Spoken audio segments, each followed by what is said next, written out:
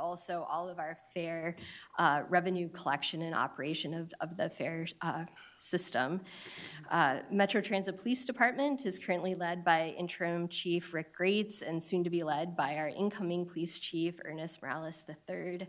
Our police department is comprised of full-time officers, part-time officers, community service officers, and administrative staff, and they're responsible for the overall system security and cover not only Metro Transit services, but all transit service in the region.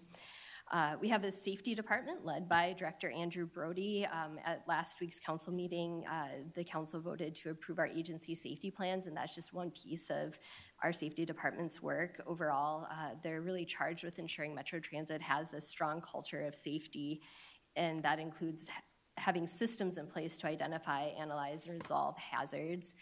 And finally, in my non-interim GM role, my usual job is Chief of Staff at Metro Transit, and I oversee the administration and external affairs departments, so that includes communications, community affairs, equity and inclusion, market and transit information, and strategic initiatives. So we're a big division, a lot to get to know and remember, but in the meantime, I encourage you to contact me or any of our directors and other leadership if you have any questions whatsoever. We're again really excited that you're joining us and happy to help you get up to speed on all things Metro Transit. And maybe, I know we're not doing our usual reports this time, but I do want to mention that next week on Wednesday, March 22nd, we're going to be observing Transit Driver Appreciation Day. This is an annual event. It's officially on March 18th, but since that's a Saturday this week, we're going to observe it on March 22nd. And during Transit Driver Appreciation Day, we have breakfasts and lunches in all of our bus garages and rail facilities. There's also opportunities to go out to some of our heavily traveled transit locations to greet and thank operators while they're on their routes. And all council members are welcome to pop into any of these events through the day. We'll send out more details, but it's a good opportunity to get to meet operators and introduce yourself and just listen and learn about their experiences at Metro Transit. So with that, thank you, Chair, and I'd be happy to take any questions. Thank you, Leslie, and I will just sort of follow up with that I highly encourage you to attend or go out to one of the garages or something for Transit Driver Appreciation Day. You will learn so much, and I think to see some of the operations firsthand, I know our staff really appreciates when we show up, and I very, very much encourage you to. Once you get the email, if you have questions about the different places, I will say I typically go serve lunch at South Garage, and I find it just one of the most rewarding days on this job. So. With that, any questions from council members or comments? All right. Now our next report, and we do have reports on occasion from some of our supporting committees, and the report tonight is from Transportation Accessibility Advisory Committee, or TAAC, and I believe we have Daryl Paulson here to present.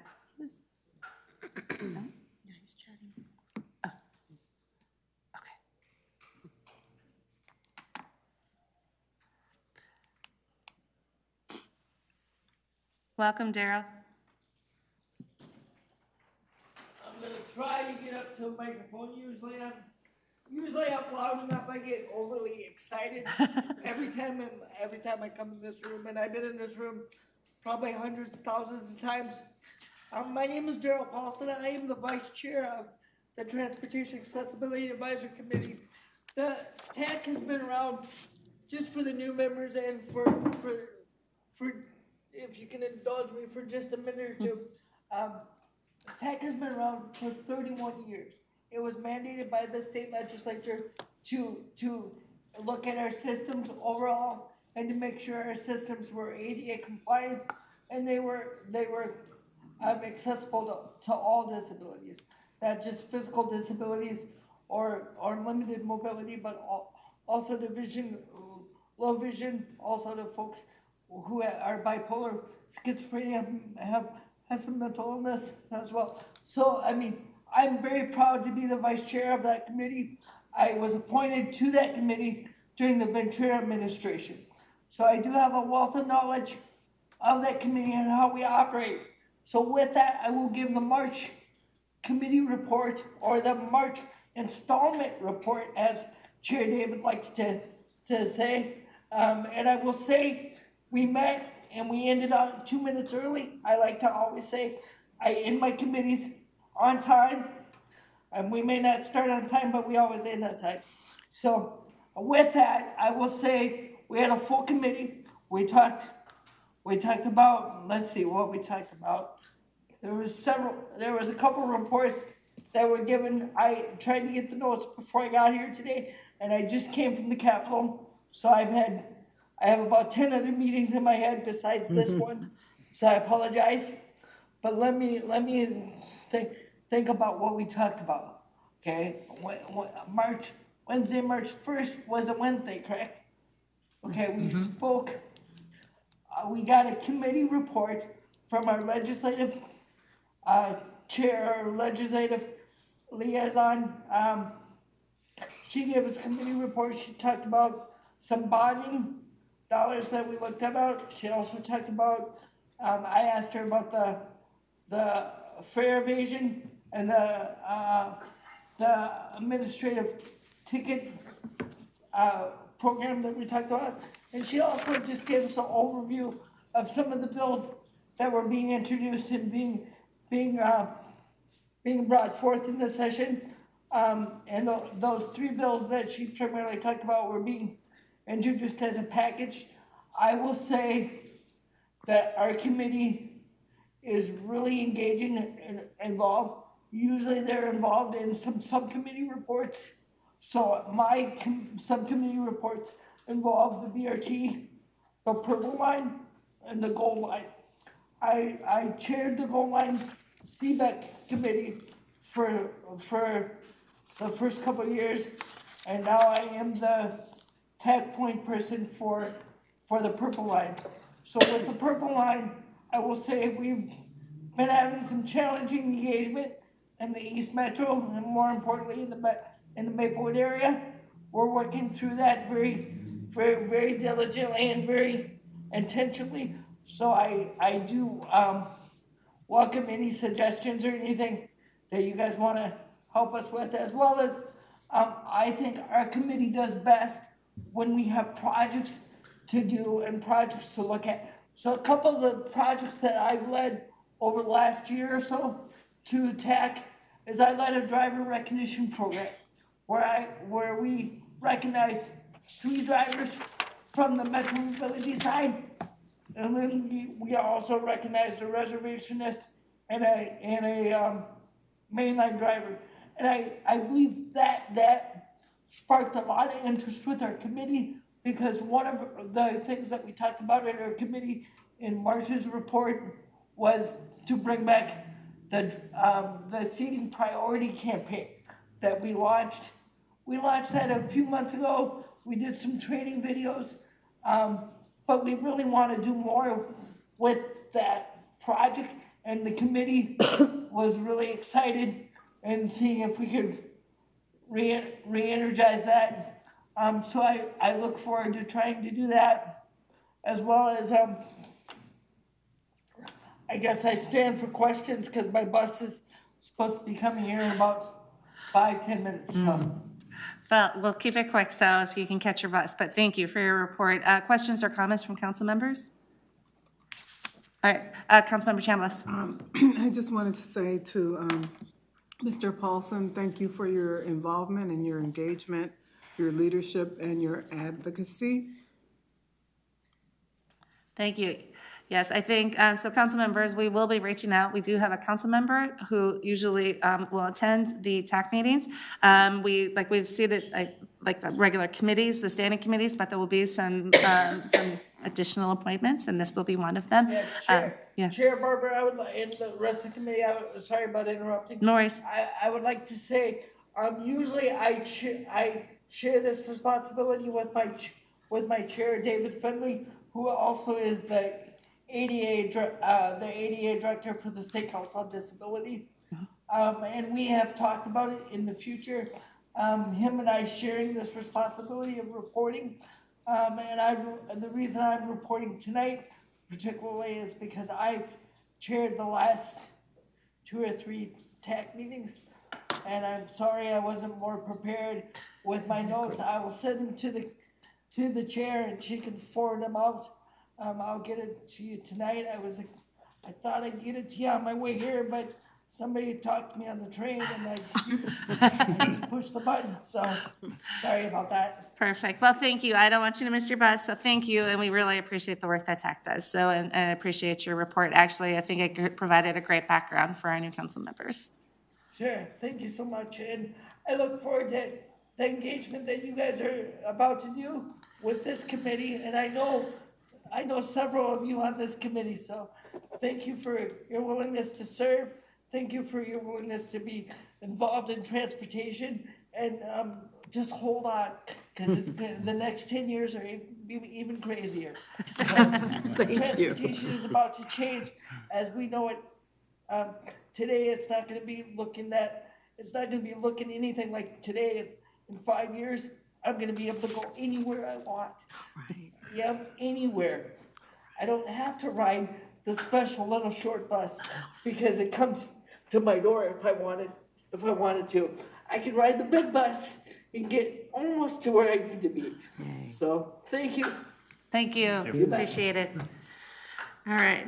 Next, we're on to our business for the evening. There are no items on consent, but we have 2 non-consent business items. The first is business item 2023-67, which is the Federal Transportation Performance Measures Adoption. We have David Burns here to present and Amy Venowitz. And make sure you introduce yourselves and your roles because we've got some new people. Sure. I am not presenting tonight. Madam Chair and members, I'm Amy Venowitz, and I lead the Long Range Transportation Planning Group that Charles referred to, the one that uses all the acronyms. We have about 20 staff in transportation planning, and typically in a year, you'll see most of them here at the committee. They, excuse me, they all lead different types of planning projects. They all have different types of expertise. It'll probably take a while for you to get familiar with each one's particular expertise. So I wanted to offer up, if you have any questions about transportation planning, need to know who to get in contact with. We also serve as your liaison on many corridor committees. So if you are serving on either a highway or a transitway corridor committee, we will have a staff that can help you out with issues related to that study. And even those are studies led by cities or counties too. So any questions, feel free to call me. I'm always available. I'll put you in touch with the experts who are actually the planning staff. And with that, we'll start with Dave Burns, who is our federal performance measures expert. Hey, good morning, good afternoon, everybody. I hope you all are doing well. I am David Burns, a transportation planner in MTS Planning, and I am here today to talk about our federal performance measures and the potential adoption of these performance measures. So next slide, please. They can. Oh, I'm supposed to. Yep. I knew that. The council members, each room is slightly different, so depends who's presenting where. Okay, I'll just briefly kind of provide an overview of the process as a whole, talk specifically about the target setting process and how we kind of came up with the proposed targets and talk about those proposed targets. So federal transportation law requires MPOs or Metropolitan Planning Organizations, which Charles explained very well what they are, to adopt transportation system performance targets for a number of measures, including safety, pavement condition, bridge condition, what we call system performance and reliability, as well as transit asset management and transit safety. So these federal performance measures are really kind of a subset of our transportation policy plan performance measures, and they're really focused on short-term achievable outcomes. You'll see a lot more of those transportation policy plan performance measures within the coming year to year and a half. So a note here, just safety targets are set annually. All other targets are 4-year targets with the option to change the target after 2 years. Councilmember Tony Carter. Hopefully, this is an okay time to ask this question. I do see the measures that you've set forth here on the slide, and I'm just wondering, are these for already established projects? Would this also take into account those measures for projects that are in development? And I'll tell you where I'm coming from. The old Central Corridor Management Committee, where we struggled over the accessibility measure, and I don't see anything here. Right, great. Thank you, Madam Chair, and thank you, Council Member. These are for just the region, the metro area as a whole. So the MPO serves seven counties, as well as the urbanized areas of Wright and Sherburne County. So these are kind of like a summed up total that's supposed to refer to, or supposed to be in line and be the targets for that entire region. Did that answer your question? Not really, but I think I know why the question is not necessarily applicable, because we're talking about the transportation system overall. Yep. We're not talking about a transit system in this perspective. Exactly. Okay, thank you. Yes. Sorry, I checked myself. It's okay. Ask anything. Madam Chair and Member Carter, I wanted to, you answered your own question perfectly. So the measures that you will be hearing from, not just here, but in the future when we talk about our transportation policy plan, are for the system in totality. And what many of you have probably been involved in are individual corridor studies. And each corridor study establishes their own measures and targets that they're trying to hit specifically with whatever transportation problem they're trying to solve. I would add, though, that while each corridor can set their own, they are supposed to still fall under the overall umbrella of trying to achieve what the region is trying to achieve for the transportation system as a whole. So they're two different levels, but hopefully they're moving together in the same direction. I'll learn more as we go. Thank you. Okay. Back to you, David. Great, thank you. So in terms of the process, so the regional safety performance measures were adopted in February, just last month of 2023. So this business item contains the remaining performance measures and targets for the 2022 to 2025 period. So the goal of the performance targets is to improve investment decision-making through selection of projects that really help to move the region toward achieving our adopted target. So the council, along with the other metropolitan planning organizations within the state, work closely with the Minnesota Department of Transportation on establishing statewide performance targets. This occurred in 2022. So MPOs, the council, may choose to either support these statewide performance measure targets set by MnDOT or set targets specific to the region. And as you'll see as I continue in this presentation, we have chosen to support the statewide performance targets for a number of reasons. So federal performance measures really just build upon the council's established performance-based planning and programming approach and assist in ensuring the region is on track to meet the regional vision as articulated by our partners and in the transportation policy plan. In addition, we do have the congestion mitigation and air quality measures, which must be set jointly by MnDOT and the council. These are applicable to any geographic area that is not in air quality attainment. Now, we're in kind of a special situation here.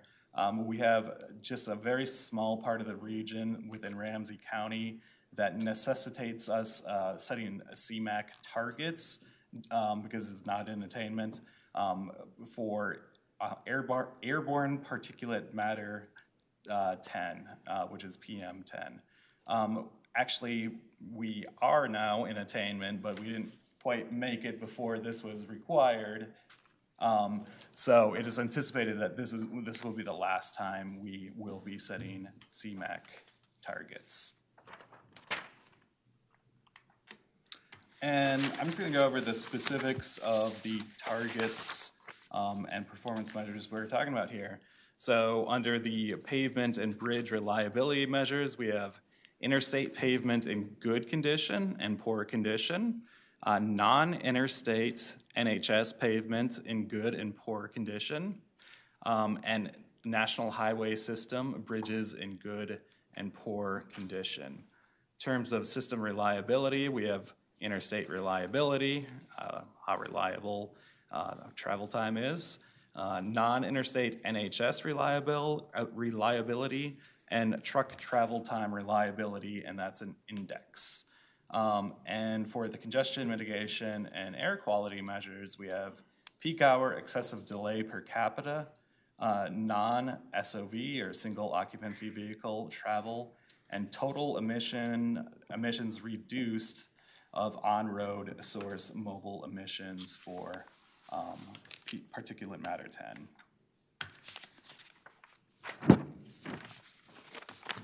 Okay, so if you look at this, you can kind of see the existing metro area performance, what MnDOT has adopted, and they have adopted 180 days ago, those performance targets for both 2023 and 2025.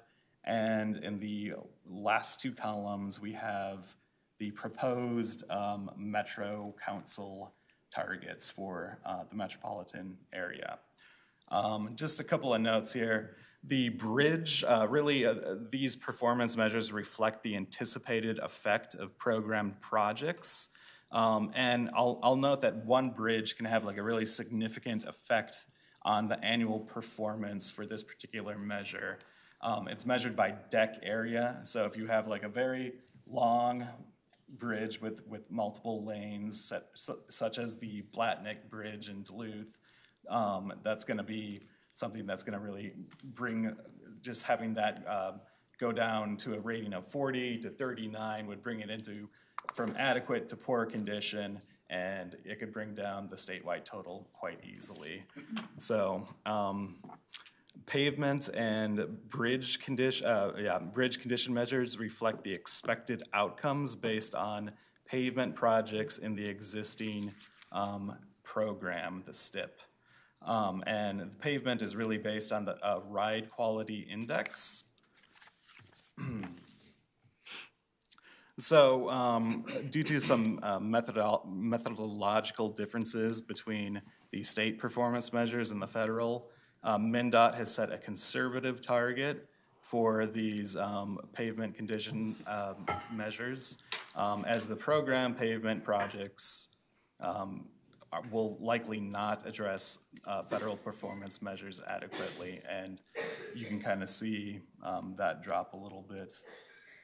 Actually, can't see it that well, but so moving on, the percent of pavement in good condition is expected to worsen over the next 10 years, which is reflected in these proposed targets. I just want to note that our metro area's priority has been on the interstate system due to the amount of people, the volume of travel along the interstates. Additionally, we are proposing a target for the percent of the system in poor condition that is in line with current performance. Moving on to the system reliability measures. Reliability has significantly improved from 2018, which was the last time we set these targets. And this is due to the effect of the COVID-19 pandemic. As we do not yet know how it may trend in the future, we're proposing to support the statewide target for this 2-year performance period. MnDOT and the council agreed to reevaluate the system reliability targets at this midpoint of the performance period when we will have more current data and be better able to assess the trends. So overall, it's likely that system reliability trends back towards our typical values of about 70 to 80%. So we have set more conservative targets and again, reevaluate in 2 years. In terms of CMAQ measures, These must be jointly set by MnDOT and the council. And the council is the only area in the state that does not fully meet air quality conformance, although we do technically right now. The on-road mobile source emissions is set at 0, as we are the only classified as a maintenance area for PM10 for a small section within Ramsey County. And if you read what that performance measure is actually looking at, it's the number of what program projects within that area, how much it's anticipated that it will reduce greenhouse gas emissions. So the 20-year maintenance area, as I mentioned, ended on September 24th, 2022. As there's no CMAQ projects funded within this small area, the performance measure is actually 0. That's why you see that. The non-SOV, which is single occupancy vehicle, comes from the U.S. Census Bureau's American Community Survey. You can see that we're trending upward in that, which is a positive thing, as we continue to shift travel from single occupancy vehicles to high occupancy vehicles and bike peds. And lastly, for the peak hour excessive delay, again, due to not knowing exactly what the future holds because of the, as we transition out of the pandemic, the council and MnDOT agreed to not change the PHED target from our 2018 through 2022 target, as this measure is, in particular, is quite sensitive to the impact of the pandemic and can be reevaluated once we have more current or non-pandemic data. And with that, there was a lot thrown at you, and I apologize for that. So if you have any questions, I'm more than happy to help answer. Thank you. Questions? Councilmember Vento. I'm just kind of lost in the alphabet soup here. What does non-SOV mean again? Non-single occupancy vehicle. So it would be a high occupancy vehicle or a bike or a pedestrian. Right. Councilmember Cameron. So it sounds like for bridge condition, pavement condition, and system reliability, there are corresponding projects in the existing performance. In the target areas where there's percentages increase around poor condition, are there specific projects that you're anticipating would rise to that level, or is that just a general estimation? So MnDOT really has an extensive idea of when a bridge is going to, for example, fall into poor condition, or when pavement quality might fall into poor condition. So they look at that in addition to when they're going to be doing the projects that they've programmed in the statewide transportation improvement program to kind of get an idea of those estimates and set an appropriate target based upon that information. So those are all attached to, that percentage is all attached to specific projects? Yes, it's attached to specific projects and their estimate for when a bridge might fall from adequate condition to poor condition. It's kind of a binary, so if it just goes down a little bit, you know, you could have an entire system that went from like 5% poor to 10% poor in the case of like the Blatnick Bridge. Okay. Additional questions or comments from council members? All right, then if not, the proposed action is that the Metropolitan Council adopt the pavement, bridge, system reliability, and congestion mitigation and air quality, CMAQ, performance measure targets for the metropolitan areas shown on the attachment.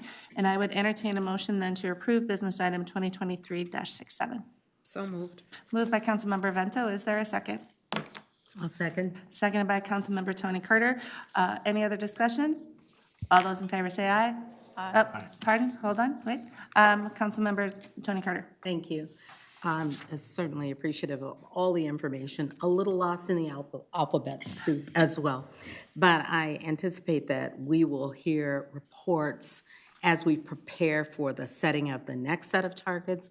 Lots of questions around why, you know, and what can be done, and how do we make certain that we, along with the state, because we're looking at these statewide targets, have a really good understanding of what we're doing, the programs that are addressing these areas. So I'm assuming that we'll hear those reports and be well prepared for 2025. Yeah, absolutely. Thank you, Madam Chair and Council Member. We can certainly better prepare you in advance and talk about how this really kind of affects funding decisions and whatnot, and really how this ties everything together. It comes, I realize, to us on somewhat of a frequent basis as we look at and address decisions in the process of the next few years. So it's not as though you have not prepared me or us well. I'm new, and so I look forward to hearing more. Thank you. Thank Ready you. to vote. Just a quick comment, we will have many of these programs presented. Like, we do measures in lots of different areas. Some are things like this where it's almost compliance with federal regulations and aligning with the state. Some are more aspirational that we are looking at ourselves. And so you'll hear lots of discussions. We do ask for lots of reporting back. Specifically at the committee level is where a lot of those more detailed reports back come. So it's a great chance to have good discussions of what do we want to see and why, or maybe this is a requirement, but we want to, how far can we push something beyond that? So this is a good place for that discussion. All right, before I call the question, see if there's any other discussion. Councilmember Vento. Thank you, Madam Chair. As an old elementary teacher, well, not so old, but as a former elementary teacher, I just want to stress that there are no questions that shouldn't be asked.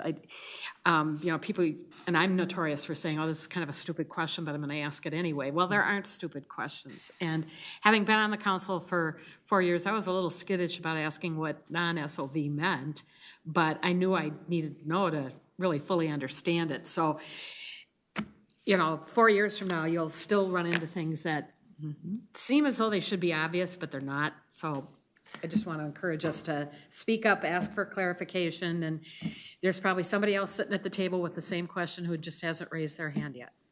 Thank you, Councilmember Vento, and I think that's very true, and we do talk a lot in acronyms here.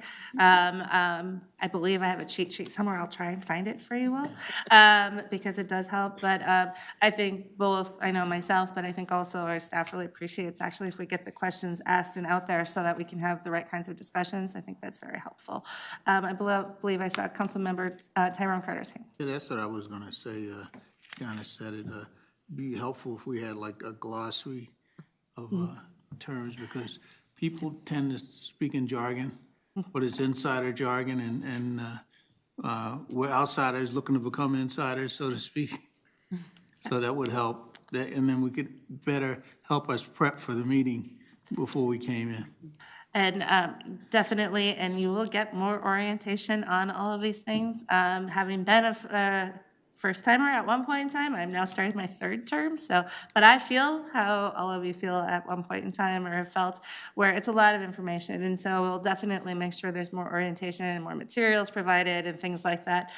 We did try to keep our agenda kind of tight and tonight so we could ask some of these questions, but there will be longer agendas in the future. So make sure, like, if there's something we're missing communicating, let us know. So, all right. With that, all those in favor say aye. Aye. Opposed, nay, and the motion carries. Thank you, David.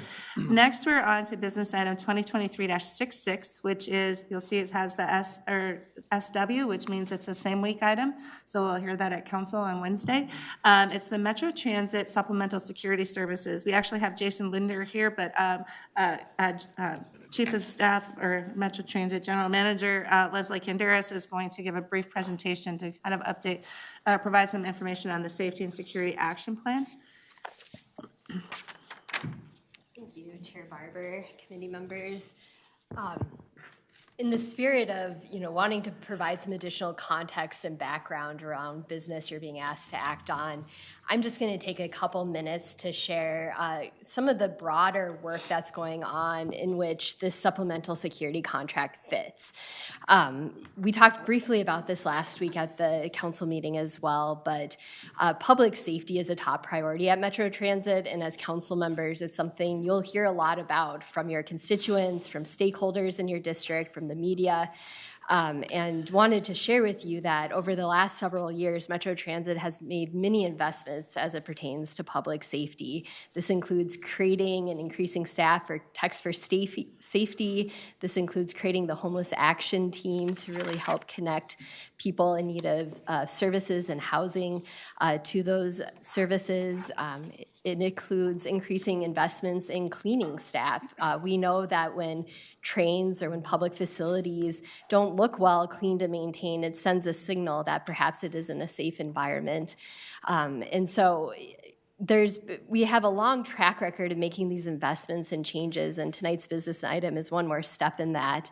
And before we get to the business item, I wanted to just share a little bit about the Safety and Security Action Plan that's been built over the last couple of years. The Supplemental Security Contract is one of 40 action items in that plan. We've already been piloting this, and Lieutenant Lindner will speak more to that in a moment. But wanted to give you the kind of this broader history of where this is coming from. Starting about June of 2020, shortly after the murder of George Floyd, Chair Zelli called on the council to do a police review. And this started with deep community engagement led by the Citizens League. They spoke to over 1,000 people over the course of about a year and really had conversations in community about what leads you to feel safe when you're riding transit. And from that work, we learned that police is a really critical part of that, but so are the conditions of our system. Again, that our areas well lighted? Are they clean? Are they well maintained? People also shared with us that if they are waiting for a bus to arrive and it doesn't show up on time, that leads to a sense of insecurity. So we took in all of this feedback, and then the council formed this police work group that Councilmember Chambliss led to really look at that and come up with a sense of direction and next steps. And so one of the outcomes of that police work group was to ask staff to take in all this feedback, to take in the direction that really emerged from the police work group's work, and develop an action plan to show real movement in further strengthening that sense of safety for people who are riding transit and for our own employees as well. So the Safety and Security Action Plan, as I mentioned, is comprised of 40 action items. There's 3 different components to it.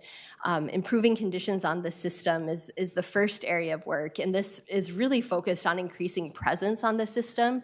So for example, it includes increasing recruitment and retention actions for our officers, community service officers.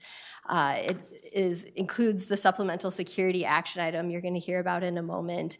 It also includes looking at creating a new class of personnel that would not be law enforcement staff, but would be able to provide more visible presence on our system. Improving conditions on our system also means improving public facilities through public art, through renovations, with keeping safety from environmental design in mind. But there are other prongs to it too. The second area of work is about training and supporting our employees, making sure frontline staff have de-escalation training. It's reevaluating and revamping the peer support program. And then the final area of work is really recognizing that we need partners in this effort too. Transit is part of a broader community, and a lot of the issues we're seeing on transit reflect some of the systemic and deeply rooted challenges our region is facing. And so engaging with customers and partners includes a set of actions to really try to bring more people to the table, including our own customers, to help be part of the solution.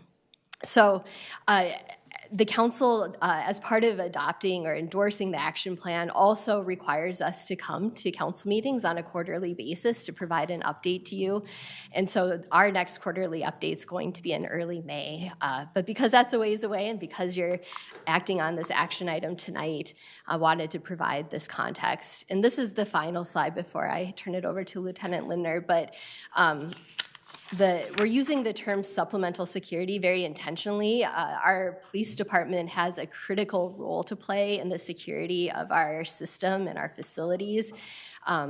And part of the story here is our police department has lost staff over the last few years. So at the same time, we're adding more service, opening the C line, opening the orange line, opening the D line this past December. We've actually seen a drop in our police personnel. And this is not unique to Metro Transit. Police departments across the country and certainly across our region have struggled to recruit and maintain staff. But part of why we're looking to supplement our police department's efforts with private security is because of this current need to continue to rebuild our police department ranks as well. So thank you, Chair and council members, for indulging that background a bit, but just again wanted you to have a sense that what you're hearing tonight is part of a much broader body of work we're doing on these issues. So. And thank you. Before you transfer completely over to Lieutenant Lindner, I've asked Jenna to send out a link to the Safety and Security Action Plan to all of you, so you'll be able to access it very easily. So with that, Lieutenant Lindner. Thank you. Good afternoon, Madam Chair and committee members. I'm Jason Lindner, here to speak to you on behalf of business item 2023-66. The proposed action is that the Metropolitan Council authorize the regional administrator to negotiate and execute contract 22P as in Paul 123 with Allied Universal for security officer services at council-owned and leased facilities in an amount not to exceed $6 million. This not-to-exceed contract value covers the cost of an optional contract year that the council reserves the right to exercise based on the satisfaction of the first contract term. On September 10th, 2022, Metro Transit launched a pilot program to provide unarmed uniform security services at the Franklin Avenue Light Rail Station. After evaluation of the performance and effectiveness of the pilot program, Metro Transit expanded the services to the Lake Street Midtown Light Rail Station on November 14th, 2022. Based on the success of the pilot program at the Franklin Station, which saw a decrease in police calls for service, positive customer and employee feedback, as well as a reduction in service-related issues to those facilities, Metro Transit developed a plan to further expand security services to 4 additional locations. Those additional locations are the Chicago Lake Transit Center, Uptown Transit Center, Brooklyn Center Transit Center, and the Central Station Vertical Circulator Building, the Skyway area in downtown St. Paul. In total, 6 locations are to have proposed coverage, and we will retain the ability to add future sites and adjust staffing as needed. This project will ensure the continuation of security services at the existing sites and will implement additional coverage as previously stated. A quick background here. A request for proposal was issued on November 30th, 2022. A pre-proposal meeting was hosted by council staff that outlined the solicitation requirements, discussed project specifications, and responded to plan holder inquiries. On January 4th, 2023, the council received 6 proposals to be evaluated for the consideration of award and used the proposal quality, proposer qualifications, experience, price, and ability to meet current and future needs as a criteria for evaluation. The evaluation panel reached consensus that the proposal submitted by Allied Universal is the most advantageous to the council. I'm always cautious about people believing one element is going to solve all of our problems. However, I do believe that contracting with a competent company and utilizing their services as a force multiplier along with our police department personnel and other Metro Transit staff does offer us the best chance for success. I do want to provide you with a few bullets about Allied Universal to explain why the evaluation panel feels good about the vendor's ability to meet our needs. Allied Universal is the largest provider of security services to government agencies in the world. Allied Universal operates in more than 90 countries through a network of over 1,400 local offices. Allied Universal provides security services to more transit agencies than any other security company. Allied is currently providing security services to approximately 45 transit agencies, to include New York Metropolitan Transportation Authority, Miami-Dade Transit, WMATA in Washington, D.C., Denver RTD, Milwaukee, and San Jose Transit, to name a few. Because of their transit-specific work across the country, Allied Universal understands the unique challenges transit systems face. The issues we're facing here are no different than any issue being faced across the country by others. In addition to minimum training requirements, some of which were spelled out in the RFP, Allied Universal has a specific transit security officer training curriculum for the transit agencies they serve. Some of the core training in that program includes management of aggressive behavior, de-escalation techniques, customer service skills, suspicious package reporting, bus and rail nomenclature, and safety. All of these topics are applicable here, and all will add value to Metro Transit. Lastly, Allied Universal is an active member of the American Public Transportation Association, APTA, the International Association of Chiefs of Police, and the National Sheriff's Association. These memberships help them stay up to date on regulatory changes that may impact their services, and also keeps them in touch with emerging trends or issues around the industry. The Thrive Lens analysis, authorization to enter into this contract for security services at Metro Transit facilities supports the Thrive outcomes of prosperity, livability, sustainability, and equity. These facilities provide protection from the elements and include amenities intended to create a higher quality transit service. Investment in high quality transportation options make the region more economically competitive through increased access to employment and support to employers by increasing available workforce with affordable, convenient transportation. Ensuring the region's existing transit resources are maintained and protected allow the council to provide efficient, reliable, and safe service to our customers. The costs associated with this contract will come from the Metro Transit operating budget, and the Office of Equity and Equal Opportunity assigned a Metropolitan Council underutilized business MCUB goal of 12% for this solicitation. OEEO determined the firm being recommended, Allied Universal, has met the MCUB requirement for this contract. Happy to answer any questions at this time. Thank you very much, Lieutenant. Questions? Councilmember Chambliss, and then we'll go to Councilmember Vento. Thank you, Chair. Officer Lindner. I have several questions, and I'm very glad that we are at this point where we're finally getting the staff support and the support for our safety and security action plan. But I do have questions. One is the alignment of the training of Allied.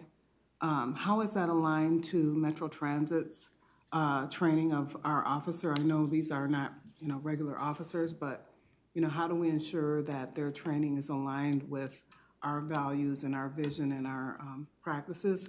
Secondly, I understand that in Minnesota that you said they had 1,400 local officers. What is the breakdown of the $6 million in terms of staff and facilities?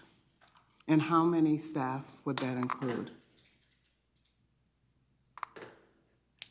Madam Chair and committee members, answer your first question, the training. So frankly, we're at a stage where I am not allowed to speak with them yet. So I am not in a position to make sure that all of their training curriculum aligns exactly yet. But that's certainly first and foremost in my mind. I ran our training unit here at the police department for about 7 years, did all of our hiring, and ran our professional standards unit. So I will certainly make sure that it adheres to what we're looking for.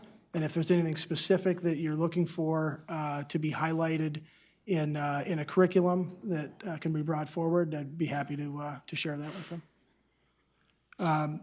And then it was 1,400 offices that they have locally, not 1,400 officers, but staffing-wise, as far as the $3 million, so trying to stay within a budget is challenging. The pie in the sky that we initially set out for would have coverage at all these locations from roughly 5 in the morning till 1 in the morning. And because of the cost associated with the program, we had to do some cuts. And so we're looking at trying to balance that, but what I have roughly filled out right now, and it's subject to change. Again, we can add and we can delete, and it's scalable as long as we're staying within the budget. But I've got Franklin Avenue at 24/7 security, Lake Street Midtown about 294 hours a week. Those are person hours a week. The Franklin, going back to that, that's 336 hours a week. Brooklyn Center Transit Center about 178 hours a week. Uptown at 224. Central Station VCB 231, largely adhering to Skyway hours around the Skyway system in St. Paul. And Chicago Lake about 192 hours a week. Also with that, with this program here through Allied, we've built in, or trying to build in, a roving patrol that will help augment single officer coverage at some of those locations that are in the morning. And then they'll be free to kind of be an extra set of eyes and ears roving different locations in our kind of our core service area. All right, Councilmember Chambliss, do you have another question? No, I think that covers it. Thank you.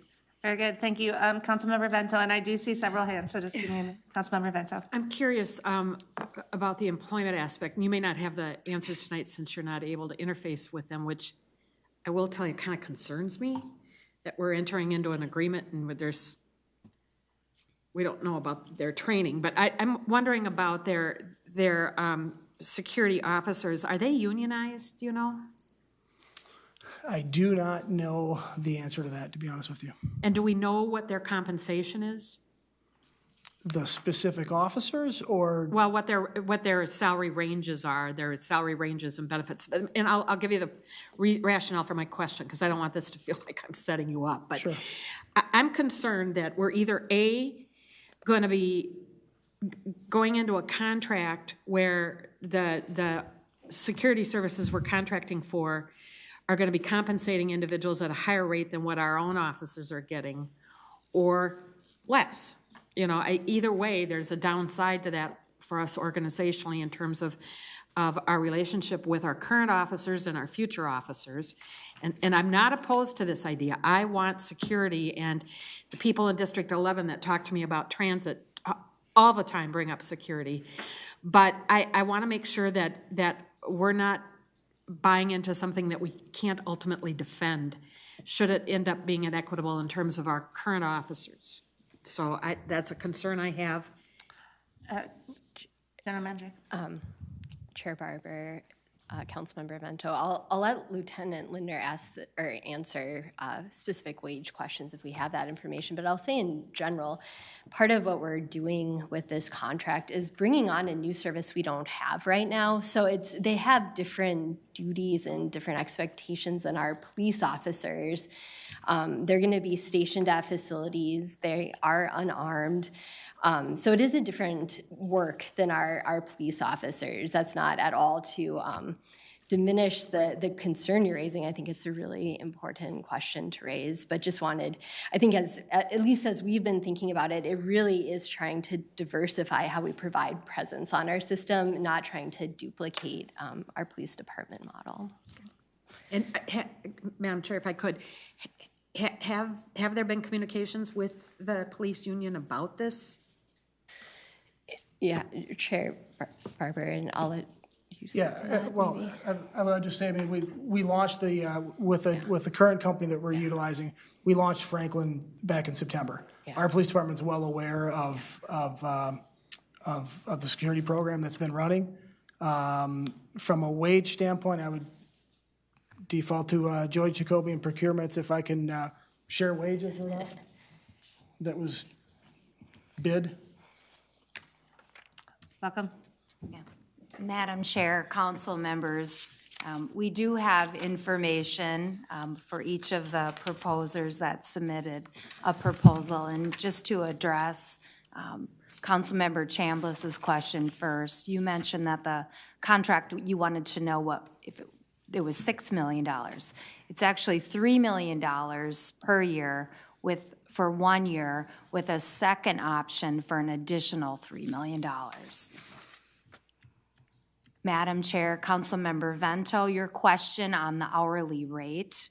Allied Universal is the recommended proposer, and their standard hourly rate for a security officer is $36.22 per hour.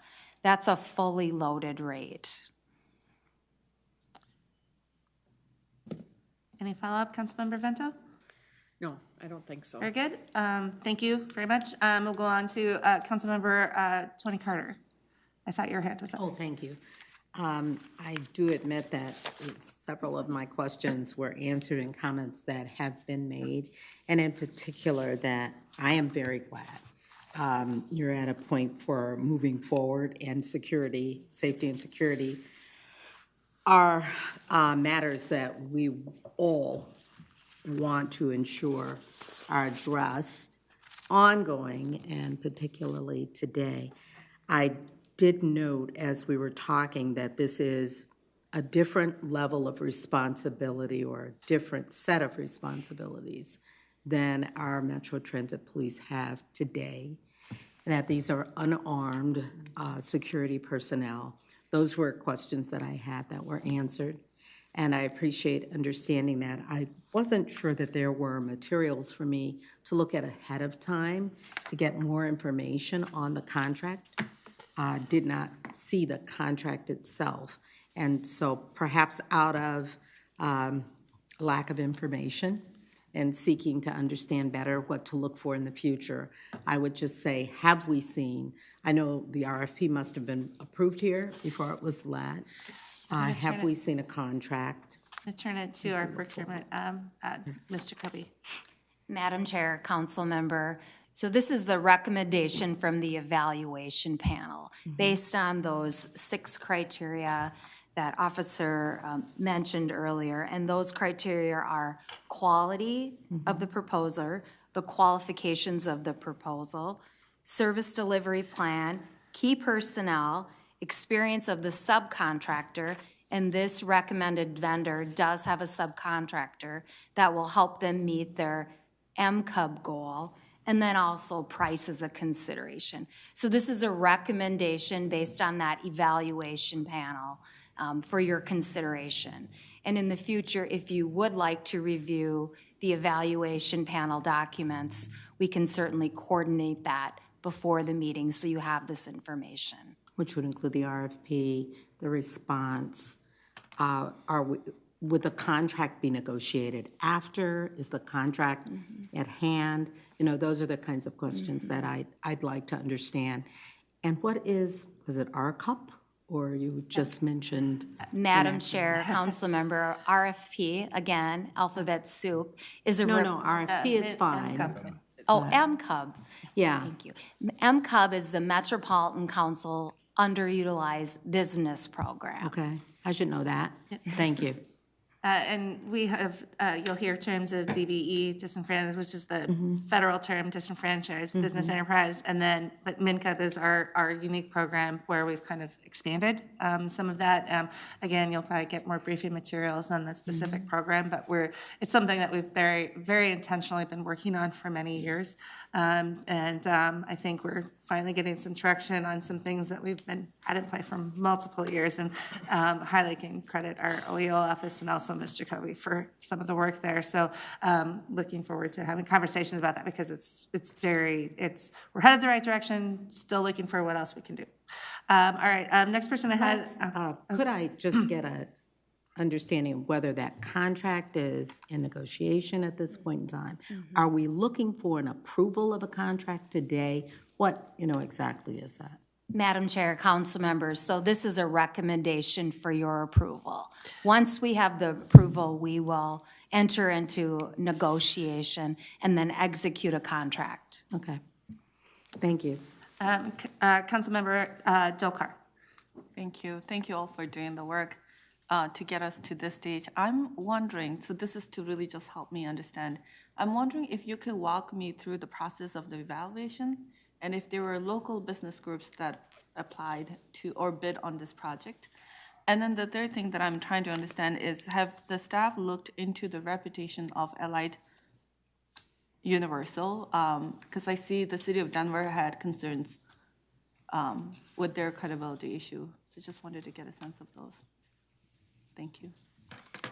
Madam Chair, Council Member, I'll talk just a little bit about the evaluation panel and the process to have those proposals. So we solicited a competitive, publicly advertised project where applicants or proposers were allowed to submit proposals to the council. We received a total of 6 proposals, which the evaluation committee convened and reviewed those evaluation criteria again, which were quality, qualifications, their service delivery plan, and qualifications of any subcontractors, and then price. So the evaluation committee was comprised of 6 different council staff who looked at these criteria and reviewed each proposal individually against those criteria, and again, considering price as one of the evaluation factors. And they wrote an evaluation report and ranked these proposals. And this is the recommendation that this evaluation committee has brought forward as the most advantageous for consideration. All right, next, Councilmember Pacheco, and then we'll go. Madam Chair, thank you. There's a couple things I just trying to figure out here. One is that these are stationary based on the sites. So it's not a person that would be riding from the airport down to Lake Street, or have a series where they may be more problematic or not. But so these are site-based?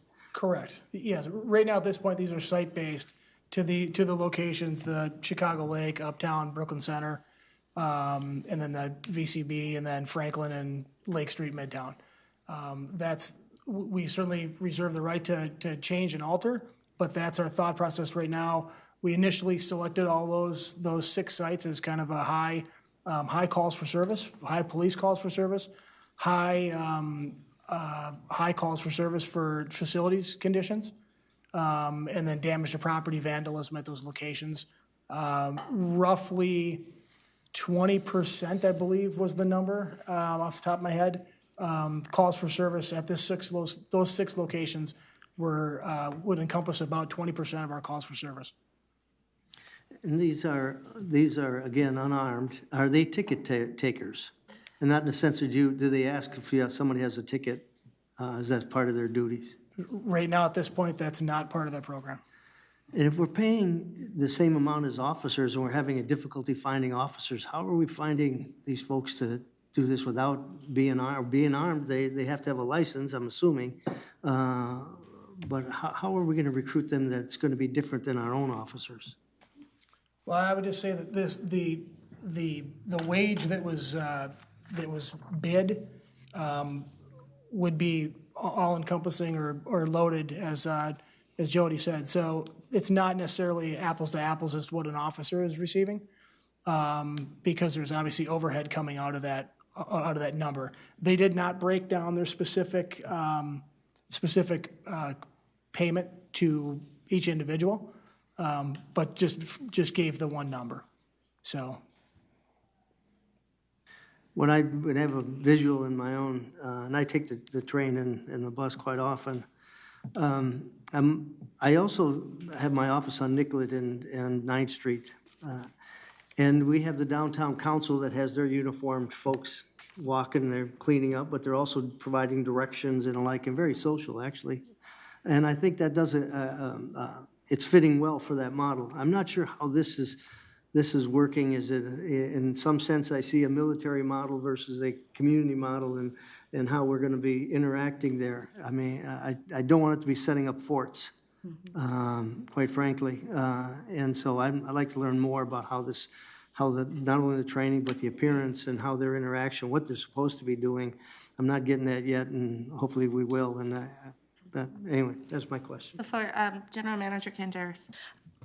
Chair Barber, Councilmember Pacheco, just want to share that the supplemental security officers are one of the approaches we're taking to increase presence on the system. The other active work we're doing is to develop non-law enforcement personnel who would have maybe more of the duties that you're describing. Some of that, to be honest, relates to legislation that we've been proposing for several sessions to get an administrative citation for fair noncompliance as opposed to the current criminal citation. Right now, only police officers can issue citations for fair noncompliance because it is a misdemeanor in state law. So we've been trying to change that. This is our 5th session bringing that proposal forward. And our hope is this session, it's getting quite a bit of traction. And if we were to secure that law change, that really enables us to have a whole core of non-law enforcement personnel who would be out interacting with customers, checking fares, but also providing some customer service, wayfinding, and playing more of that role. So the security officers here are really to help us address, as Lieutenant Lindner said, where the bulk of our, or I shouldn't say the bulk, but a good number of our calls for service are coming from, and to try to make sure we do have more consistent presence at those facilities. But it does not preclude this other direction we're trying to go down as well. So. Thank you. Councilmember Pacheco?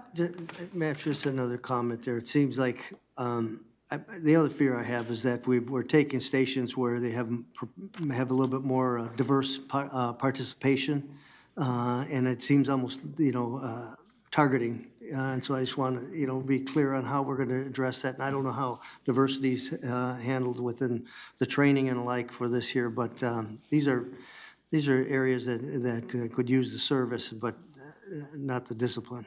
Thank you. Thank you. Councilmember Cameron. Thank you. And some of my questions were addressed by Councilmember Pacheco. And thank you for standing for so many questions. I appreciate your time. But this is such an important issue that I want to make sure and get these questions addressed. So I just have some clarifying questions on some of the items presented on. And so first, in the list of metrics for the pilot program, maybe you mentioned this, but I didn't catch ridership. Was that measured, and was there any shift in ridership in the pilot program? The second is, and I don't know if you can share this information publicly, but it sounds like this is a different vendor than was used at the pilot program. Was there a reason why the original vendor was not selected?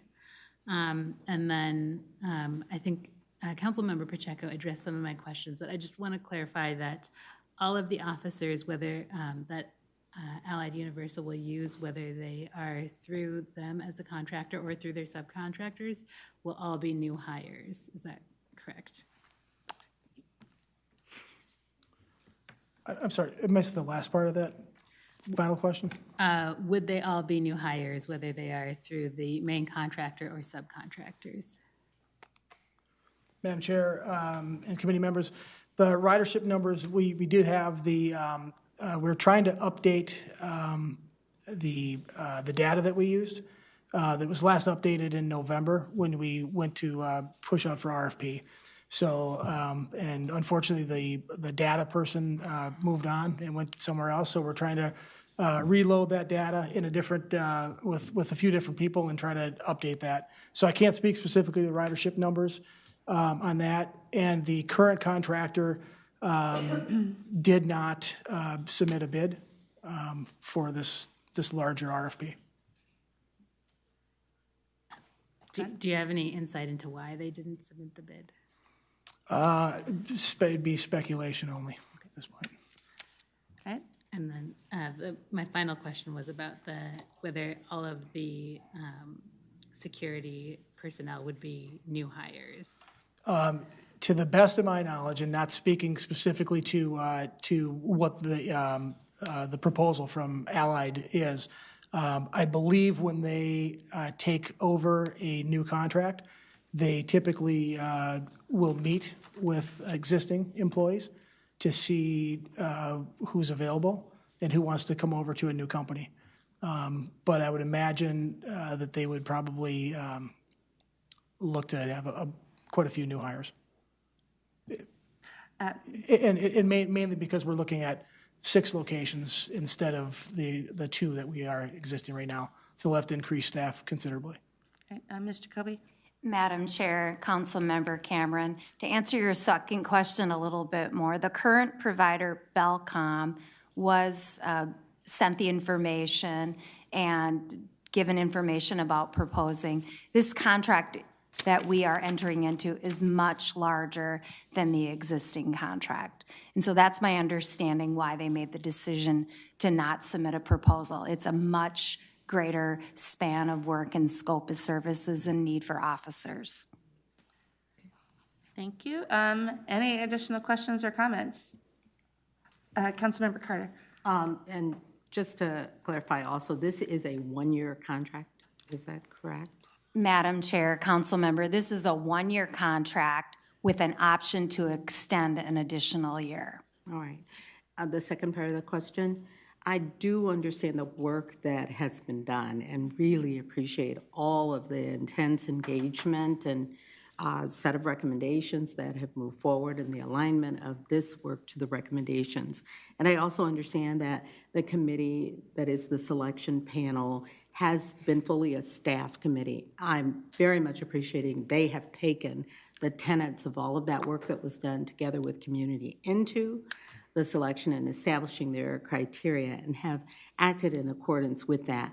And at the same time, I am so wondering what the connection back to that engagement is. You know, how do we carry this work forward in such a way that, you know, you're going back and making certain there's alignment to the training and the goals that Metropolitan Council has worked so hard to establish, but how do we also make certain that that engagement has the feedback loop and an ongoing process of working to ensure not only this contract, but of course the entire safety plan is working as it should. I'm asking a question in the middle of this specific work that's moving forward, but really need an answer to link that together to understand how we will continue to address that feedback loop and enhancement as required to ensure the service. If I may, I'm going to turn to General Manager Kendra. She really led the work for the Safety and Security Action Plan and pulling this all together. And like I said, we do get quarterly reports at the full council. We also get reports here,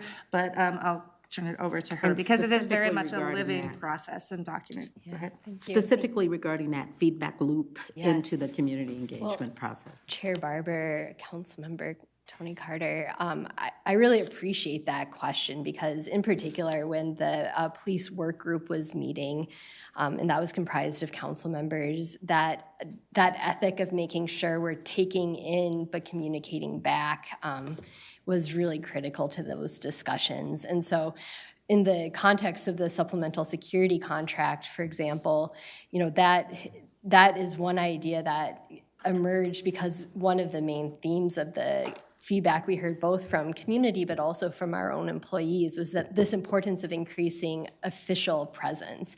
And different people have different ideas of the best way to do that, but certainly a lot of agreement around we need more people who are visibly at our stations to demonstrate that this is a place where we have some degree of regulation over what happens in on our system. And in terms of how we've communicated it back, when the pilot started back in September, our marketing department, customer relations department really did a good job with things as simple as putting signage up to let our customers know that we're starting this program. We tried to get the word out through some of our other channels, social media, making sure we're speaking about it when we go to community meetings in those areas. But it's certainly ongoing work, I think. But I want to assure you that notion that we can't just take in information from community or from our employees and never share back what we're doing with it, that's not how we want to approach this. So I don't know if I'm fully answering your question, but certainly it's something we're really mindful of. And as we start the process of expanding supplemental security, we'll want to have a very robust communications effort around that so people understand what they're seeing and what to expect. Councilmember Just a Carter? piece of feedback. I thank you very, very much for the thoughtful approach, both in setting up this work and identifying what needed to happen, and also a knowing to reach back. Yes, And that is not just about communicating, Right. but it is about ensuring that the stations you selected, residents and users in those areas are thoughtfully engaged in the process of asking the question, how is this going? Yeah. You know, what's working well, what's not? You know, how do we continue to improve it to the standards that we've set, along with those in the community who we're doing this work for and with. So I'm very thankful that we'll have those quarterly reports to understand how we're doing that work. Thank you. And like I had mentioned, we'll make sure that the plan itself gets emailed out to all of you, so you have quick access to it, and you can kind of review what we've been doing so far, and definitely welcome comments. There was a lot of thought put into what we were doing and how we're approaching it, but doesn't mean that we know that there's always things we have to look at and say, okay, we got to change something. And so feedback is definitely welcome. I believe Councilmember Vento? Thank you, Madam Chair. The only thing I was going to add was, and I really appreciate what you said, Councilmember Carter. I think that what will really make what you're asking for even a little bit more robust will be the data. We really need the data, and you know, the past, the present, the future. It's how we make our pitch to ourselves and to the community and to the riders, and that data is critical. Thank you. And speaking of that, I did want to respond to a comment earlier from Councilmember Cameron. We do get quarterly ridership updates, and it's one of the things we track very closely, especially in the times right now where we're kind of emerging from COVID ridership and trying to see where things are going. So we do get updated quite frequently at this committee, so we can kind of keep our eyes and our kind of fingers on what's happening. All right, additional questions or comments? All right, I just have one before everything. Number one, thank you for the great, thank you, council members, for the great discussion. Thank you guys for the great answers and the communication. I'm just really excited to see this taking place. It's one of these things, we knew it wasn't one thing was going to fix everything, but it was lots of pieces and lots of different approaches, and this is just one of those sort of blocks of moving something forward in this plan, so it's really nice to see it all coming together. If there's no other questions or comments, I'll repeat the proposed action is that the Metropolitan Council authorize the regional administrator to negotiate and execute contract 22P123 with Allied Universal for security officer services at council-owned and leased facilities in an amount not to exceed $6 million. With that, I'd entertain a motion to approve business item 2023-66, same week. Motion to approve. Motion by Councilmember Chambliss. Is there a second? Second. Second by Councilmember Morales. I will get everybody's name, I promise. Any other discussion? Seeing none, all those in favor say aye. Aye. Opposed, nay. Motion carries. Thank you very much. We are done with our business for the evening. So what I'll typically do at this time is ask what can go consent or non-consent to the full council. Our second item is a same week item, so those always go non-consent to the full council. But I would say that the first business item that we went through can probably go on the consent agenda to the council, unless anyone disagrees. All right, very good. All right, we are on to information, and our information item tonight is the Northstar Rail Corridor Post-Pandemic Study Results. We have Steve Elmer and Hiniker here to present. Good evening. I think we're in the evening now. I'm Cole Hiniker. I'm a multimodal planning manager, senior manager in MTS and Charles's team. I'm here with Steve Elmer, a planning analyst in our division. My team works on bike, ped, transit, freight, and aviation issues for the region. So we do a lot more than that, and we have another team that works on highway issues and other projects. Steve, ironically, is normally our lead bike planner, but he decided to fill out on this project and did a great job. So be easy on him. Transit is sort of a little bit out of his normal wheelhouse, but did a great job in this study, and we're at the tail end of it. So we're going to bring you up to speed. This is actually the first public presentation on this study. We actually commissioned this study in discussions with the corridor funding partners. So this project, Northstar Rail Corridor, is funded in operations by Anoka County, Hennepin County, MnDOT, Met Council, and Sherburne County. We got all the partners together. We're looking at, and I'll talk about why we're doing this study, we're looking at this corridor, and they all said we need to look into this with a little bit more detail. So we commissioned this study. MTS, the council's planning arm, decided to lead it because it is sort of a visionary, longer-term outlook for the corridor. And a little bit of background on Northstar itself. Northstar, of course, is our only commuter rail line in the region. It's a 40-mile corridor from Minneapolis to Big Lake. It's operated by Metro Transit and Burlington Northern Santa Fe, so there's two different aspects of the operations, running the trains and then maintaining the system. And it opened in November of 2009. It primarily, historically, has been peak commuter-oriented service and then special events. When the pandemic hit, there was some shift to a little bit different service patterns, and we'll talk about why that was. But that's been the history of the corridor. It's very similar to Express Bus in that vein.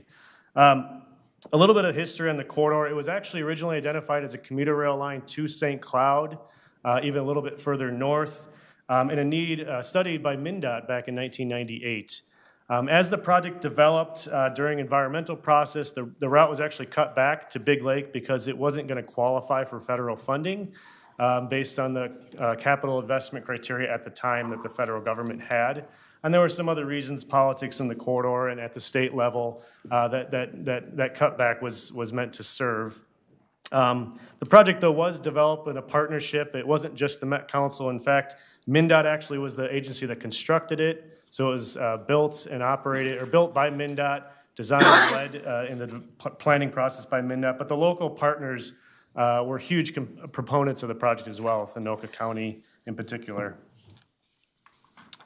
A little bit on the funding, and this is important because as you see, our funding partners were a large share of federal and state funding. And of course, when the federal and state governments give you money to build something, they expect it to continue to operate and maintain and exist in the future. So as we look at this corridor, we have to keep in mind what paid for this project. A lot of the local funding sources were county-based.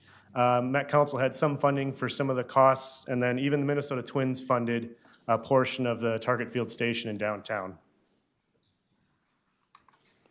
So here's the crux of why we were looking at this study. Prior to 2020, Northstar was operating at a pretty consistent level of ridership.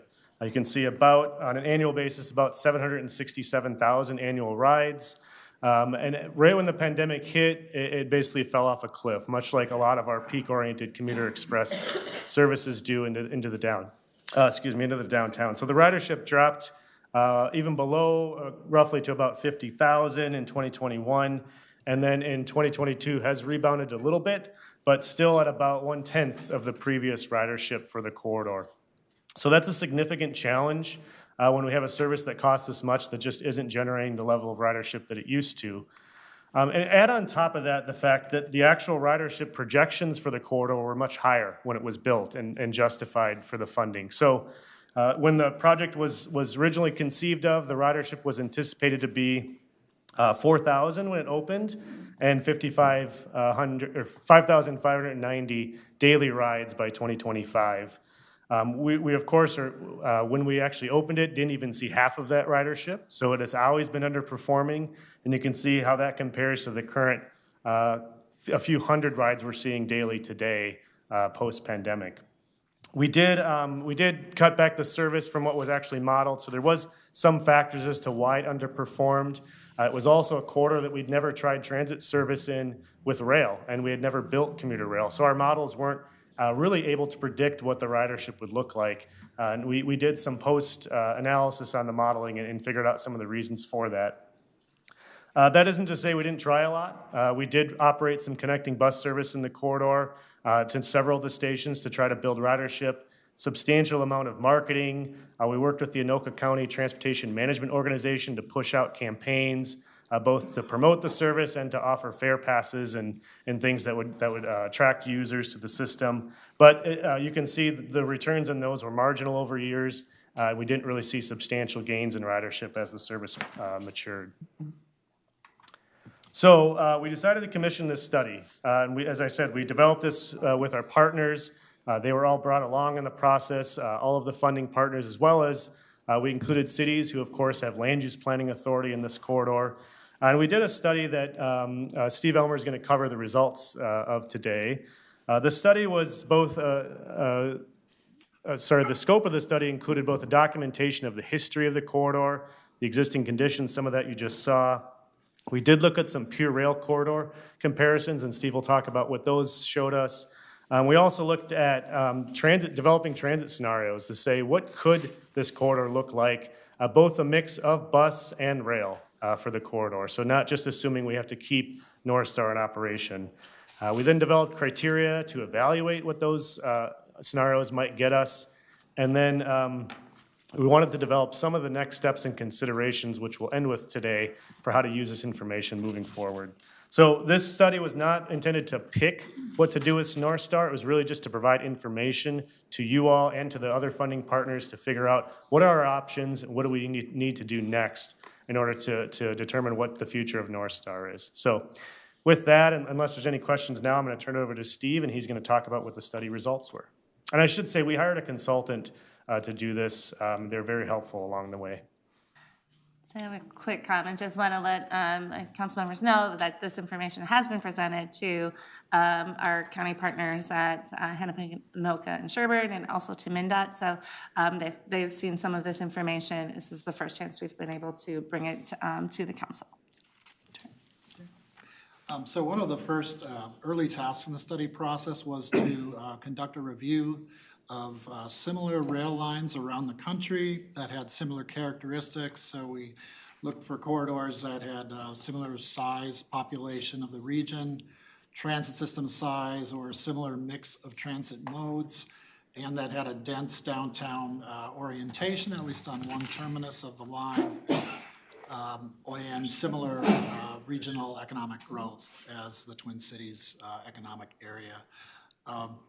The Downeaster line is the line from north of Portland, Maine, down into Boston. And this was included in the analysis because it's an example of an intercity commuter rail hybrid service.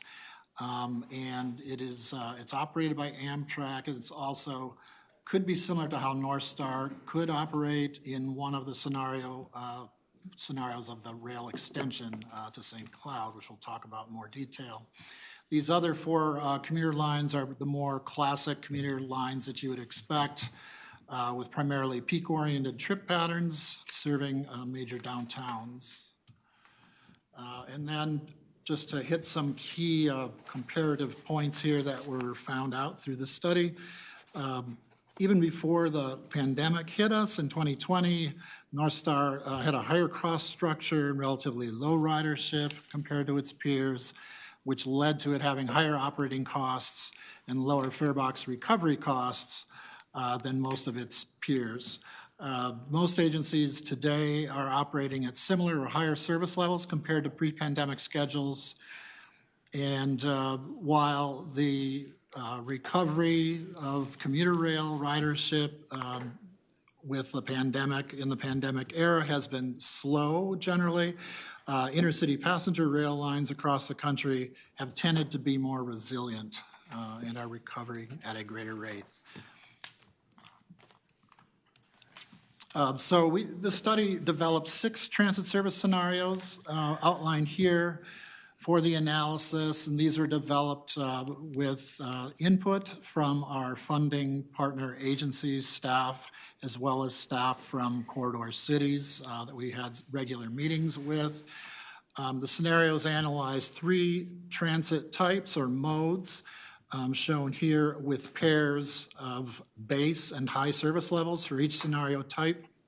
So for the commuter rail scenarios, the service levels are based on the current Northstar service schedule and the pre-COVID schedule from 2019. And special event service would be restored in this scenario. So it's sort of added onto that existing schedule. For the, then we had 2 scenarios, 3 and 4, extend rail service to St. Cloud. This is rail service to be extended at a base and a high service level. These service levels were based on a prior study that MnDOT recently conducted of the feasibility to extend service to and from St. Cloud. And it's important to note that some level of service would be maintained at all of the Northstar stations in these scenarios. And then the express bus scenarios would entirely replace commuter rail service, and they would be replaced with 30-minute peak service for the base scenario and 15-minute peak service for the high scenario, and would be replaced with Metro Transit express bus routes. Next slide. So this graph shows projected daily ridership out to year 2040 for each of those 6 service scenarios I just described. The orange bars are the modeled estimates for 2022, and then the lines above those bars show the ridership growth potential out to 2040. So as you can see, these forecasts are relatively low for all scenarios. They fall short of actual 2019 ridership, shown there as around 2,450 riders per day, even with restored service levels. So this would indicate that the corridor is unlikely to return to pre-COVID ridership levels in the short term, or the next 15 years or so. The 2 middle scenarios that would extend rail service to St. Cloud, they're anticipated to have the higher ridership potential than the other service types, and the express bus ridership is lowest in terms of ridership potential, and the level of service, the level of demand could be served adequately with the base service scenario. So these are relatively low forecasts, and the results of these forecasts can be best explained by 2 factors, one being the large-scale shift that we saw of people working from home was brought on by the pandemic, people that work in downtown Minneapolis and they commute from home on multiple weekdays. And related to that are the enduring changes we're likely to see in this work-related as well as non-work-related trip patterns and trip frequencies. So I guess in other words, people are doing more things from home than ever before. And that's what we're seeing there in those ridership results. So the next table is a very detailed table as well, but this gives us a comparison along the very important financial and ridership measures across the 6 scenarios. We do show the Northstar 2022 actuals there for a reference point. All the costs shown in this table are in 2025 dollars. And so I'll just run through these kind of quickly, line by line, with some key takeaways. For capital costs, the commuter rail options would require no further expenditures in capital. The extend rail scenarios to St. Cloud would require capital track improvements, fairly significant ones at St. Cloud and Big Lake stations. There could be additional costs if Amtrak were selected as the service operator. They use different equipment than BNSF currently uses, with different capital requirements to run those. The express bus costs, capital costs are really the acquisition of express bus coaches in quantities to provide that 30-minute peak service or the 15 peak service for the high scenario. The next line is the risk of repayment of the initial FTA grant, and this is really the one that's highest level of uncertainty exists with regard to this potential repayment and the greatest variability across the alternative scenarios. The extend rail, there is some risk for partial repayment of the FTA grant, mainly due to the reduced service levels that we would see during the peak commute periods. And for express bus, this is because we're removing all rail service, which was the intention of the original grant. Because that's discontinued, it has a high risk of significant repayment. These repayments values are estimated to approach $75 million at a minimum, but could range up to the full grant value of $160 million. Ultimate costs would result from negotiations with the Federal Transit Administration. The $75 million represents the current depreciated value of total assets, and that would likely be a reference point for those discussions with the FTA. For operations and maintenance costs, the rail scenarios, commuter or extending all the way to St. Cloud are significantly higher than for express bus, mainly because it costs more to run trains on tracks that need a lot of maintenance and complex signal systems for the trains, just cheaper to run buses overall. Operating costs for the extend rail scenarios could differ from these estimates depending on whether the BNSF or Amtrak runs the service. The ridership then, the projected annual ridership is highest for rail extended to St. Cloud scenarios due to being able to serve multi-purpose trips through much of the day, in addition to some commuter service. The subsidy per passenger is highest for the commuter rail scenarios mainly due to low ridership. The rail extension scenarios offer an opportunity to gain additional riders, which could lower subsidies per passenger. The express bus scenarios would require by far the lowest subsidies. So then we had these additional, maybe secondary evaluation factors to an extent, but I'll start with accessibility and equity that did show some difference between the scenarios. This analysis included calculations of BIPOC, low income, and overall populations within 30 minutes, 1 hour, and 2 hour travel times to downtown Minneapolis. The key takeaways for the extending rail to St. Cloud scenarios, they offer the potential to deliver improved access to downtown Minneapolis compared to commuter rail, and express bus overall had the lowest overall accessibility, mainly due to slower travel times than either of the rail scenarios. BIPOC access to downtown Minneapolis, we did see some differences here. The extend rail scenarios provided a bump up in accessibility for these populations of about 13% compared to commuter rail, which translates to about 25,000 in population. But this is only at the 2 hour travel time threshold. So this was only due to the extension of the service to St. Cloud.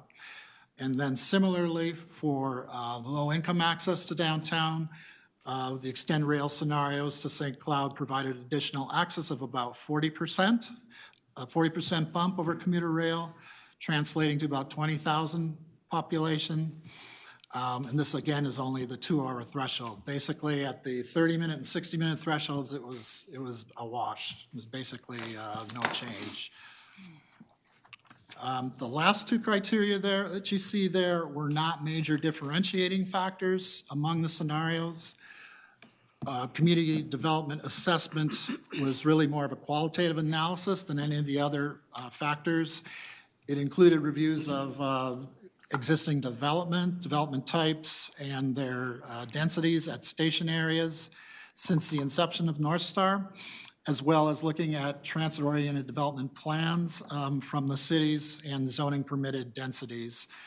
So what we found was the potential for continued transit supportive development is higher for commuter rail and the extend rail scenarios. Express bus scenarios, they would serve the same stations but would likely attract less transit-oriented development. The environmental sustainability factor there, this analysis involved estimating and comparing net reductions in carbon dioxide vehicle emissions. All the scenarios showed a marginal net reduction in CO2 equivalent emissions except for the express bus space, the lower service bus scenario, which had a net zero impact. And I would just say that the extend rail scenarios, even at the highest of those, the level was 4,000 metric tons per year in reduction, but that is really minuscule compared to the overall region's 10 to 11 million metric tons of CO2 produced every year. So it's a step in the right direction for sure. And then my last slide, lastly, I want to show you this framework that our consultant team put together for next steps and focus areas toward determining a preferred transit service option. So it's really showing us key questions and considerations for our stakeholders and federal agencies and railroad operators, as well as some further analysis and engagement needs. And I just wanted to highlight a couple of the key questions and topics that we would discuss with the different groups, with our funding partners, in addition to, what more of analysis or studies might we need to continue for the process. The key question will be, what is your level of interest in continuing as a funding agency for one or several of the transit scenarios? The federal agencies being the Federal Transit Administration, FTA, and Federal Railroad Administration, FRA. Those discussions would focus on potential funding opportunities and constraints and what are the legal requirements of those regarding different forms of transit service. Discussions with the railroads would be focused on some possible operating scenarios, getting into much more detail than what we've been able to do through this study, as well as applicable capital improvements and their costs that would be required to get the service up and running. And we probably need some further analysis on things such as corridor-specific market surveys of existing riders, but also potential transit riders in the communities along the corridor, and potentially analysis on how do we optimize service to serve our commuter rail needs, commuter service needs, as well as multi-purpose all-day travel throughout the corridor. So that's the framework we're working off of, and ends our presentation, but we're happy to take any questions. And I'll just add one more thing. Steve spoke to the uncertainty of the payback amount. I think you all should be aware there isn't very many examples nationwide of a fixed guideway rail corridor being removed and having to pay back. Every time an agency has gone to the FTA, the number that they're asked to pay back has been so large, they've said, you know what, never mind. And so this is a big question mark, and it's something that we would be basically entering new territory in. But I think, and Chair Barber can speak to the other comments we heard when we met with stakeholders, there was some partners that were interested in exploring that option, for sure. Yeah, thank you for your comments. And yeah, I think it's not there's some assumption that that's a easy thing, and I think that what we've seen across the country is that it is not. So turn it over to questions from council members. Councilmember Cameron. I look forward to seeing the full report when that's finalized. One question I had, so it's a multi-step process and you have a lot of steps ahead. Is there a deadline or a time to make a decision associated with this? And then is secondary to that, kind of where I'm going with this, is there an expectation that those FTA dollars are associated with the deadline? Well, I might defer to Charles on that, and maybe even Leslie to a certain degree. I think one of the reasons this corridor was looked at was because our partners haven't always been paying their portion of the operating dollar, so that was one of the constraints going into it, was not getting the full funding from our partners. I don't know the status of that currently, if they've kind of gotten up to speed on that, but that was one of the primary factors, is just we weren't getting the resources we needed to operate this, and it was eating into the other budgets of the other services in the region.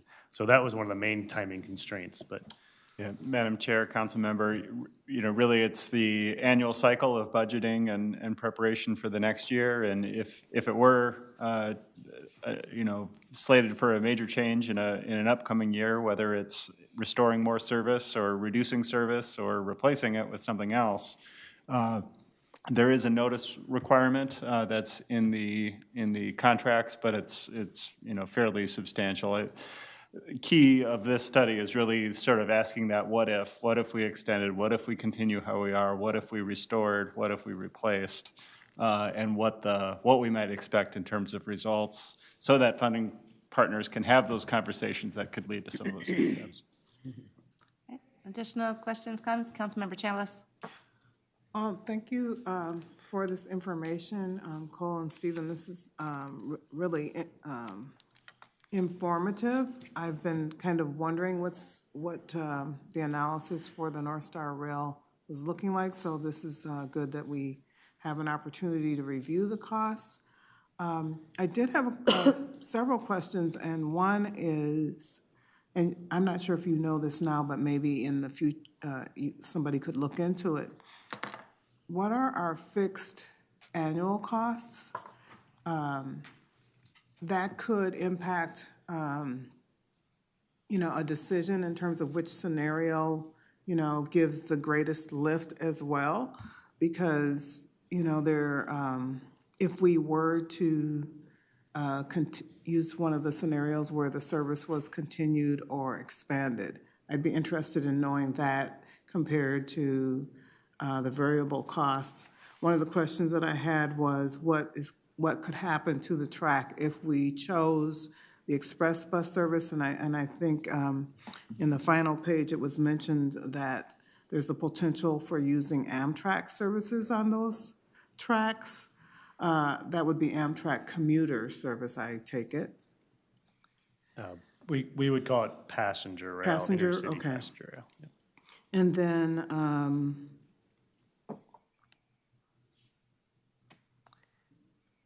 has there been analysis done in terms of the impact of the change in travel and working from home in the Northstar corridor area as compared to more of the urban areas? Because I'm wondering if there are more people, taking the option of working from home, with their companies obviously allowing that, because of the distance to the core cities. So I'd be interested in knowing if you've looked into that. Then I'm sorry, one more. Finally, do you anticipate the length of the next steps process from stakeholder conversations, communicating with the federal and the railroad agencies, and additional analysis? How long do you think that might take? Would that be 1 year, several years, or is that, do we need more time to figure that out? I think that, Madam Chair, I think this is going to be a little bit of a team response. I'll try to address some of the questions, and I'm going to start with the last one. I think because we're in uncharted territory, that timeline is relatively undefined, and so we would need to do some more research and digging and start the conversation to figure out. And it does also, of course, depend on which scenario we might think is the best one to pursue, because I think the timelines would depend on, which avenue we go. As far as the corridor demographics, in particular who rides, I think we do have some of that data, and we can certainly look more into it. One thing we know about this corridor is that and Leslie might have to correct me if I'm wrong, I think the average income of the Northstar riding households is over 100,000. Does that sound about right? Something in that range. So it is a pretty, it's a higher kind of level of job that people are generally seeking, which would provide that more opportunity to telecommute. And so I think that, if we look into the data, we're going to find some of that, and we can certainly do some more of that digging into the data. Steve might want to speak to the track usage. This is a freight rail corridor, so. Yeah, it's a heavy freight rail corridor for the state of Minnesota and for the region as well. So the tracks won't go anywhere. They're going to be used by freight trains, and they're currently shared. The current Northstar is shared with freight rail and has windows of operation that the railroads have to agree to. The improvements that we did talk about were additional improvements to accommodate some of additional commuter rail or intercity rail at the St. Cloud and Big Cloud stations. So it's minor connections and holding tracks, basically.